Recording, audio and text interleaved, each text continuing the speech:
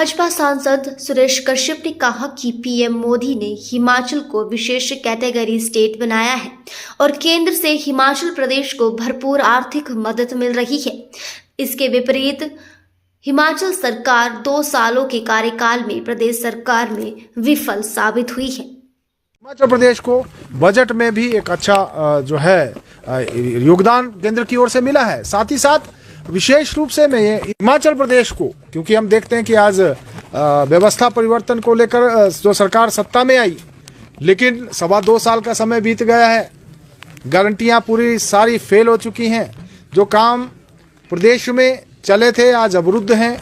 पूर्व सरकार के समय में जो काम शुरू किए गए थे आज वो भी पूरे नहीं हो पा रहे हैं और निरंतर हम देख रहे हैं कि विकास के मामले में हिमाचल प्रदेश जो है पिछड़ता जा रहा है। इस दृष्टि से हिमाचल प्रदेश आने वाले समय में और बेहतर ढंग से कर सके, क्योंकि केंद्र के द्वारा जितनी भी योजनाएं हैं उनके लिए भरपूर बजट हिमाचल प्रदेश को दिया जा रहा है। आने वाले समय में उस बजट का भी सदुपयोग हो।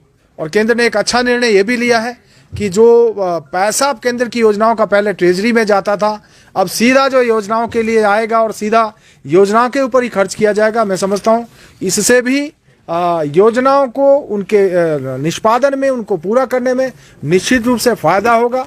मैं माननीय प्रधानमंत्री जी का धन्यवाद करता हूं।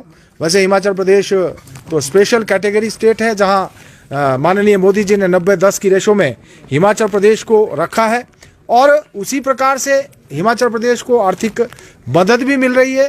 तो निश्चित रूप से इसमें ये कह रही है कि केंद्र सौतेला व्यवहार कर रहा है हिमाचल प्रदेश के साथ, और जो सांसद हिमाचल से भेजा है वो हिमाचल की तो बात है वो सदन में नहीं रख रहे हैं। देखिए, मैं ये कहना चाहूँगा कि आज आपने इस बार का बजट भी देखा होगा, या जो आप इस बात को भी देखते होंगे कि बहुत सारी स्कीमें जो केंद्र स्वीकृत करके दे रहा है। अब अभी मेरे संसदीय क्षेत्र की जो कुफरी चैल सड़क 52 करोड़ रुपया उसके लिए CRF पे स्वीकृत करवाया गया है।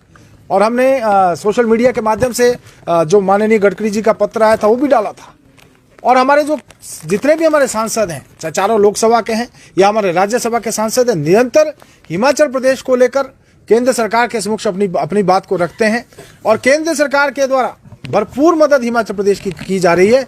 अन्यथा हिमाचल प्रदेश की तो क्या हालात हैं, सैलरी और पेंशन देने की स्थिति में भी हिमाचल प्रदेश आज नहीं है। अगर केंद्र ना मदद करे तो जो महीने के अंत में कर्मचारियों को तनख्वाह मिलती है, जो पेंशनर को पेंशन मिलती है, वो उसको देने में भी प्रदेश की सरकार जो है सक्षम नहीं है। जिस तरह से आपने कहा कि ट्रेजरी को पैसा नहीं आएगा, योजनाओं को जाएगा, तो इसके पीछे क्या कारण लग रहा है कि आपको ऐसा लगता है बहुत सारा ऐसा पैसा आ रहा है उसका निश्चित रूप से ऐसा होता था और आज उसको ही समाप्त करने के लिए, क्योंकि जो केंद्र का पैसा आता था उसको दाएं बाएं जो है उसका उपयोग किया जाता था। अब जो योजना का पैसा योजना के ऊपर ही खर्च हो, ताकि समय के ऊपर जो है योजना पूरी हो सके। क्योंकि आज भी हम जैसे देख रहे थे कि PMGSY 1 की सड़क अभी तक कंप्लीट नहीं हुई, तो ये सड़कें समय के ऊपर पूरा हो सके उसके लिए जितना भी बजट स्वीकृत हुआ है वो उसी सड़क के ऊपर लगे और समय के ऊपर काम वहां पर हो और लोगों को उसका लाभ मिल सके। मैं समझता हूँ कि बहुत बड़ा निर्णय, बहुत अच्छा निर्णय लिया गया है। चिट्ठी लिखी गई है संस्कृति विभाग की तरफ से DCs को मंदिरों से। देखिए, ये बात मैं इसके ऊपर भी आने वाला था कि मंदिरों का पैसा और उसको जो है अपनी योजनाओं के लिए खर्च किया जाना, मैं समझता हूँ हिमाचल प्रदेश देवभूमि के लिए बहुत ही चिंतनीय भी है और दुख का विषय है। और इस प्रकार से इस पैसे को यूज नहीं किया जाना चाहिए।